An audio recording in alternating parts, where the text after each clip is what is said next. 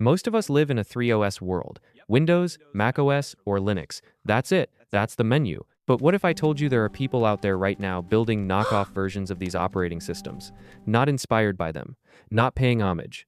Full-on, shameless copies. And today, I actually installed and tested 3 of them, so you don't have to. Let's start with the one that genuinely broke my brain. This one is called WLinux, and yes, it stands for Windows Linux. Already, we're off to a great start. The installer greets you with, "Welcome to the Windows 11 installer," which sounds convincing until you look closer and realize it's just reskinned Ubuntu.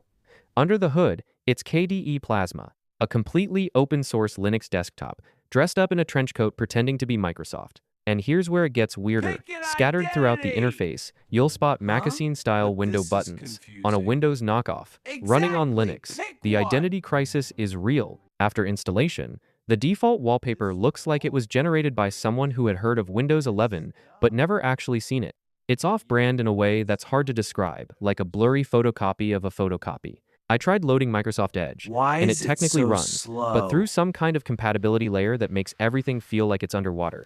Glitchy, slow, barely functional. The settings menu, a knockoff of Windows 11 settings, and ironically, it shows the real Windows 11 wallpaper as a preview option. But when you apply it, you don't get that wallpaper. You get something else entirely. One genuinely impressive moment though, because this is KDE Plasma. Under the hood, you can stretch the taskbar panel to cover the entire screen. It's a weird flex, but it works. I'll give it that. Next up is PierOS, named after the fruit that isn't apple. If you catch the idea, the installation process is almost impressive in how blatantly it copies macOS.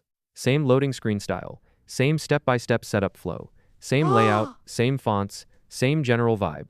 If you showed this to someone who'd never used a Mac, they might not notice the difference for the first 60 seconds.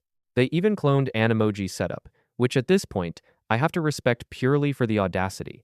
The most creative rebranding move? Apple calls their signature design language Liquid Glass. PierOS calls theirs Liquid Gel. Different word. Same idea. Zero shame. Finder becomes Pinder.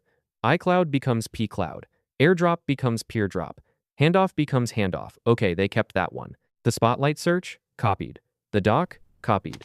Even the cursor shake to enlarge feature is there, except it's broken. Once you shake it, the cursor stays oversized way too long, like it forgot to go back to normal. One thing that stood out, buried inside the system settings, there were what appeared to be affiliate links suggesting you download certain VPN and password manager services. That's a flag worth noting. Always worth being cautious about what you're actually installing when it comes to unofficial OS projects. Now, Linux is a bit of a special case because Linux itself is open source. Anyone can build a distro on top of it. So what counts as a knockoff? Well, this. Ubuntu Furry Edition is exactly what it sounds like. It's Ubuntu perfectly functional, totally legitimate Ubuntu, but the entire visual identity has been replaced with furry fandom artwork. The installer is standard. The setup is standard. The apps are standard. Tomboy notes, standard file manager, standard everything. But the wallpapers? Anthropomorphic big cats, tigers, lions, what might be a horse, and a profile picture that is, without question, a furry avatar. Here's the thing, technically speaking, this OS works. It's stable. It does everything Ubuntu does. The furry branding is really just a wallpaper pack and a few icon swaps.